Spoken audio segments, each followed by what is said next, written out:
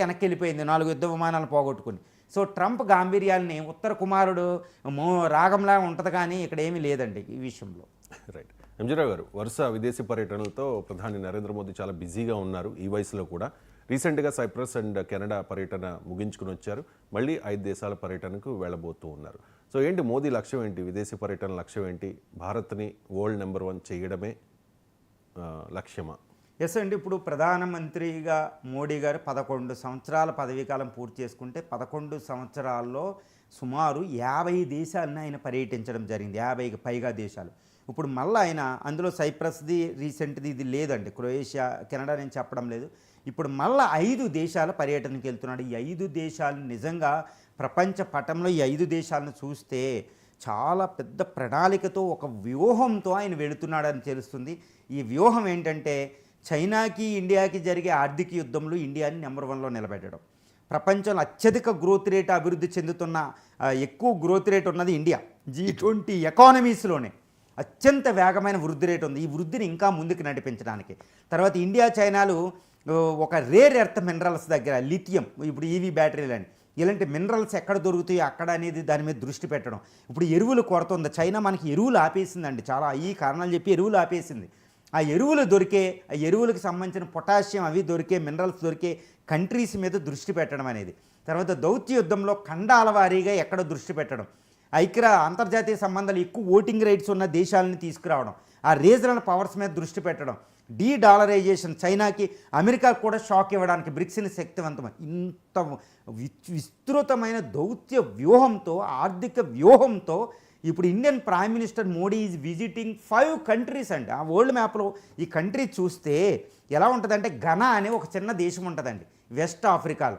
ఈ ఘనా దేశం చూస్తే చాలా చిన్న దేశమే, కానీ ఈ ఘనా దేశం ఏంటంటే మన కోకో అనేది ఎక్కువ పండిస్తుంది అక్కడ చాలా, కానీ అది రేర్ ఎర్త్ మెటీరియల్స్ ఉంది, అక్కడ డైమండ్స్ ఉంది, గోల్డ్ ఉంది. ఇప్పుడు గోల్డ్ చూడండి, గోల్డ్ రేట్లు. ఈ ఘనా అనేది చాలా కీలకమండి వెస్ట్ ఆఫ్రికాలో. ఆ దేశం పర్యటిస్తున్నాడు. ఆ దేశంతో ఆరోగ్యమైన ఐటీ అనే అన్ని సంబంధాలు పెంపొందించుకోవడం, ఆఫ్రికన్ యూనియన్లో పేరు పెట్టుకోవడం. తర్వాత ఇదే ఆఫ్రికాలో నమీబియా అనే కంట్రీ వెళ్తున్నాడు. ఈ కంట్రీ అనేది నమీబియా అనేది మనం ఎక్కువ పట్టించుకోరు. ఏంటో అదేదో ఒక డిజర్ట్ ఉంటుంది, ఓకే, ఆ డిజర్ట్ ఎందుకు, ఆ నమీబ్ డిజర్ట్ అవసరమా, ఈ కంట్రీ ఏంటి అనుకుంటారు. కానీ నమీబియాలో ఎక్కువ యురేనియం దొరుకుతుంది. మనం యురేనియం అనేది మనకు చాలా ఇంపార్టెంట్. ఇప్పుడు అది ఒకటి వెళ్తున్నారు. తర్వాత అక్కడ rare earth materials one of the best country అక్కడ నమీబియా. డైమండ్స్ దొరుకుతాయి, గోల్డ్ దొరుకుతాయి, ఒక మినరల్ వెల్త్ ఎక్కువ ఉంటుందండి నమీబియా. ఆ కంట్రీతో మన సంబంధాలు పెంపొందించుకోవడానికి మోడీ అక్కడికి వెళ్తున్నారు. ఎందుకంటే ఆఫ్రికాలో చైనా పెట్టుబడులు పెట్టి అక్కడ మినరల్స్ అన్ని తీసుకుని, ఆఫ్రికాలో దక్షిణాఫ్రికాలో మినరల్ రేర్ ఎర్త్ మెటీరియల్ జనరల్గా చైనాలో దొరకవు. ఈ కంట్రీల్లో రేర్ ఎర్త్ మెటీరియల్స్ లిథియం అని, ఇవని, బెరీల్ ఇవన్నీ, ఈ మినరల్స్ అన్నిటిని కొనుక్కుని ప్రాసెసింగ్ చేసి ప్రపంచాన్ని శాసిస్తుంది ఈరోజు చైనా. అందుకే మనల్ని బెదిరించింది. కాబట్టి రేర్ ఎర్త్ మినరల్స్ ఎక్కువ దొరికే దేశాలు మనం వెళ్ళి మనం కూడా దాన్ని మనం రేర్ ఎర్త్ మినరల్స్ తెచ్చుకోవచ్చు కదండి. అది ఒక అద్భుతం అన్నమాట ఈ విషయం. ఇది ఒక్కటే జరుగుతుందండి. రెండో విషయం ఏంటంటే తర్వాత కంట్రీ ట్రినిడాడ్ అండ్ టొబాగో. ఇది ఎక్కడ ఉంటుందంటే లాటిన్ అమెరికా, దక్షిణాఫ్రికా పైన ఉంటుంది. అదెందుకంటే ఇండియన్ డయోస్పరా, ఇండియన్స్ ఎక్కువ ఉంటారండి. ఆ దేశంతో మనకి సంబంధాలు చాలా అత్యవసరం అనమాట. ఇప్పుడు ఉత్తర అమెరికా, దక్షిణ అమెరికా, అమెరికా కింద ఉంటుంది అది.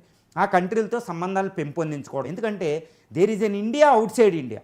నేను ఏమంటున్నానంటే భారతదేశం వెలుపల ఇంకో భారతదేశం ఉందండి. ఎంతంటే వాళ్ళకు 4.5 కోట్ల ఎన్ఆర్ఐస్, పిఐఓస్ ఉంటారు.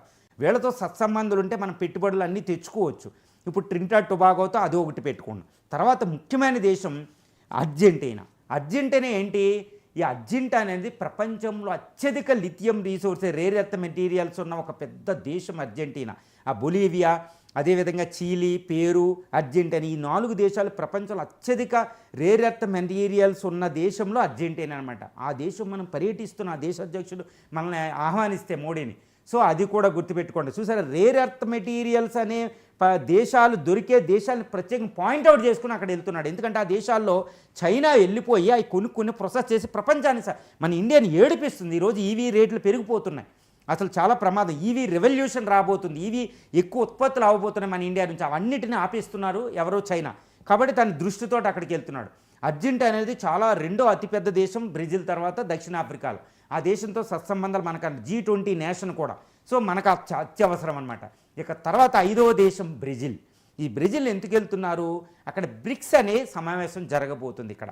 ఈ బ్రిక్స్ కూటమిలో చాలా నిర్ణయాలు ఉంటాయండి. అది బ్రిక్స్ అంటే ఇండియా, బ్రెజిల్, దక్షిణాఫ్రికా, చైనా, రష్యాలు ఉంటాయి. ఈ బ్రిక్స్ కరెన్సీకి ఒక స్టెప్ వేస్తారు ఈరోజు. అది ఎందుకు భయం? మనం బ్రిక్స్ సమావేశం అవుతుంటే అమెరికాకి భయం, ట్రంప్కి వార్నింగ్, ట్రేడ్ డీల్ కుదుర్చుకోవాలి లేదా బ్రిక్స్ కరెన్సీ చేస్తే నీ డాలర్ పోద్దని. అది అద్భుతమైన వార్నింగ్ ఈరోజు ట్రంప్కి ఇస్తున్నాం. ఎందుకంటే మనం ట్రేడ్ డిస్కషన్ చేస్తున్నాం అక్కడ. జూలై 8 లోపు అవ్వాలి, లేకపోతే మన 26% టారిఫ్స్ పడతాయి మన ఎగుమతుల మీద. ఇప్పుడు ట్రంప్కి ఒక మౌనంగానే ఒక వార్నింగ్ ఇస్తున్నారు మోడీ మౌనంగా. ఏ విధంగా బ్రిక్స్కి సమావేశానికి మోడీ ఎలాగో వెళ్తారో, వెళ్ళి అక్కడ చేసే కార్యక్రమాల భయం అనమాట అమెరికాకి. అరే ఇదేంటి, చైనా ఇప్పుడు ఇండియా ఓకే అందంటే అక్కడ రష్యా, చైనాలు బ్రిక్స్ కరెన్సీ తెచ్చేస్తే మన డీడాలరైజేషన్ అమెరికా పతనం శాసించేయచ్చు అనమాట. కానీ మనం ఒప్పుకోకుండా బ్రిక్స్లో కరెన్సీ రాదు. కాబట్టి ఇది అమెరికాకు ఒక భయోత్పాతాన్ని క్రియేట్ చేయడం, అమెరికాకు వార్నింగ్ కూడా, మాతో ట్రేడ్ డీల్ కుదుర్చుకో అని. సో అదేవిధంగా బ్రెజిల్తో సత్సంబంధాలు చాలా ఇంపార్టెంట్. సో బ్రెజిల్ ఏంటంటే G20 nation, one of the fastest growing economy. మళ్ళీ 2047 నాటికి అది కూడా ప్రపంచంలో టాప్ 10 ఆర్థిక వ్యవస్థ అవ్వబోతుంది. బ్రెజిల్తో మనకు మంచి సంబంధాలు ఉన్నాయి. సో ఈ విధంగా 5 దేశాలను చాలా జాగ్రత్తగా సెలెక్ట్ చేసుకుని ఇండియన్ ప్రైమ్ మినిస్టర్ ఈ దేశాలు వెళుతున్నాడు. ఎందుకంటే ఇండియన్ సూపర్ పవర్గా అమృతకాల లక్ష్యాలు సిద్ధించుకోవడం, గ్రోత్ రేట్ మెయింటైన్ చేయడం, చైనాని ఆర్థిక యుద్ధంలో మనం ఓడించడం, అదేవిధంగా అమెరికాకి కొంచెం వార్నింగ్ ఇచ్చి బ్రిక్స్ కరెన్సీ ద్వారా అక్కడ ట్రేడ్ డీల్ కుదుర్చుకోవడం. చూడండి ఎంత అద్భుతమైన ప్లానింగ్తో ఈ 5 దేశాల పర్యటన ఉందో చూడండి. చిన్న చిన్న దేశాలుగా కనిపిస్తాయి, Ghana, Namibia, Trinidad and Tobago. కానీ అక్కడ rare earth materials, diamonds, gold reserves, తర్వాత ఫెర్టిలైజర్స్, పొటాషియం, ఈ మినరల్స్ మనకి చాలా ఇంపార్టెంట్. మన వ్యవసాయ దేశం. ఈరోజు అక్కడ ఉక్రెయిన్ నుంచి ఫెర్టిలైజర్స్ రావడంలా, ఎరువులు. ఓకే, అదేవిధంగా చైనా ఆపేసింది, ఇప్పుడు పోర్టులో చైనా ఆపేసింది, మన ఎరువులు కొడుతుంది.